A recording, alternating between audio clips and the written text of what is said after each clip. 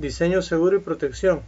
Por ejemplo, interruptores de enclavamiento, tapices de seguridad para detectar la presencia de personas, enclavamientos por electroimán, protecciones eléctricas, para evitar la apertura de las protecciones, mandos bimanuales e interruptores de pedal, mandos de validación para permitir el acceso en condiciones específicas de riesgo reducido.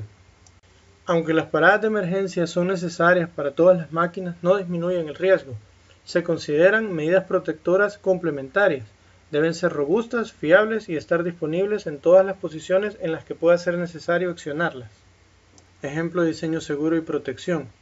En esta diapositiva podemos ver un ejemplo de una cortina láser, un mando bimanual y un interruptor de parada de emergencia. Aquí tocamos el tema de la norma ISO 12100 como ejemplo de buenas prácticas para el diseño de máquinas seguras.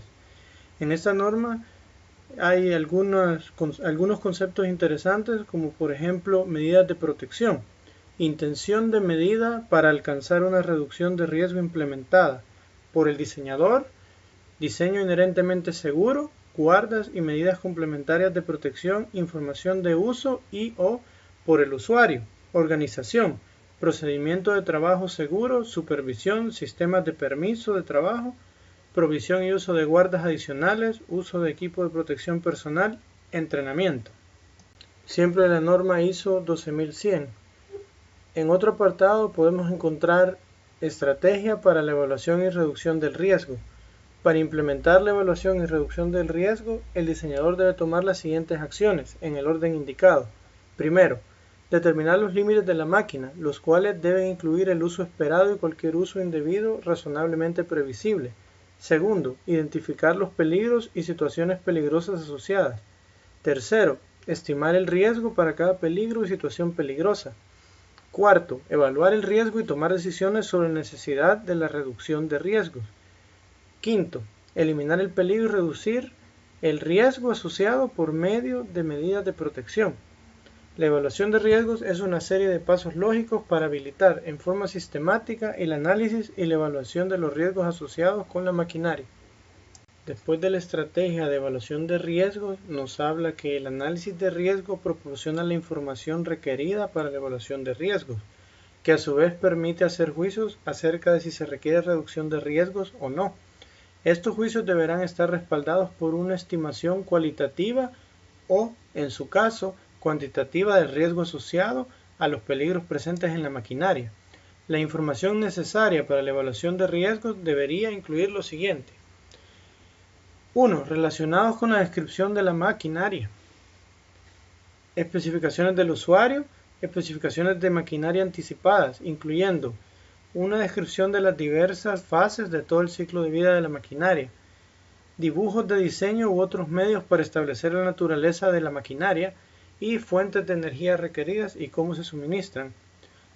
Documentación sobre diseños previos de maquinaria similar si corresponde, información para el uso de la maquinaria según esté disponible. 2.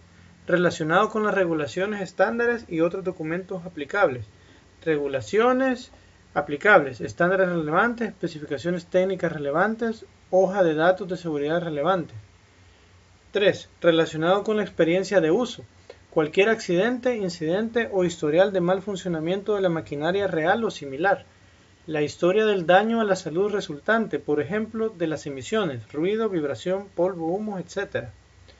La experiencia de los usuarios de máquinas similares y, siempre que sea posible, un intercambio de información con los usuarios potenciales. 4. Principios ergonómicos relevantes. La información se actualizará a medida que se desarrolle el diseño o cuando se requieren modificaciones en la máquina. Las comparaciones entre situaciones peligrosas similares asociadas con diferentes tipos de maquinaria a menudo son posibles, siempre que se disponga de información suficiente sobre los peligros y las circunstancias del accidente en esa situación. Por último, también la norma ISO 12100 habla de la reducción de riesgos. El objetivo de la reducción de riesgos puede ser alcanzado por la eliminación de los peligros o por la reducción de cualquiera de los dos elementos que determinan el riesgo asociado, la severidad del daño y la probabilidad de que ocurra. simultáneo o separadamente.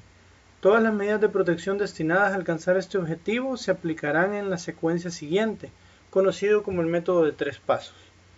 Paso 1. Medidas de diseño inherentemente seguro. Las medidas de diseño inherentemente seguro eliminan los peligros o reducen los riesgos asociados mediante una elección adecuada de las características de diseño de la propia máquina y o la interacción entre las personas expuestas y la máquina.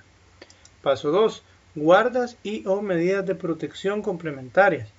Teniendo en cuenta el uso previsto y el uso indebido razonablemente previsible, se puede utilizar la protección adecuada y medidas de protección complementarias para reducir el riesgo cuando no es posible eliminar un peligro o reducir su riesgo asociado de manera suficiente, utilizando medidas de diseño intrínsecamente seguras. Paso 3. Información para uso. Cuando los riesgos permanezcan, a pesar de las medidas de diseño inherentemente seguro, la protección y la adopción de medidas de protección complementarias, los riesgos residuales deben identificarse en la información de uso. La información incluirá, pero no se limitará, a lo siguiente: procedimientos operativos para el uso de la maquinaria de acuerdo con la capacidad esperada del personal que usa la maquinaria u otras personas que puedan estar expuestos a los peligros asociados con la maquinaria. Las prácticas recomendadas de trabajo seguro para el uso de la maquinaria y los requisitos de capacitación relacionados adecuadamente descritos.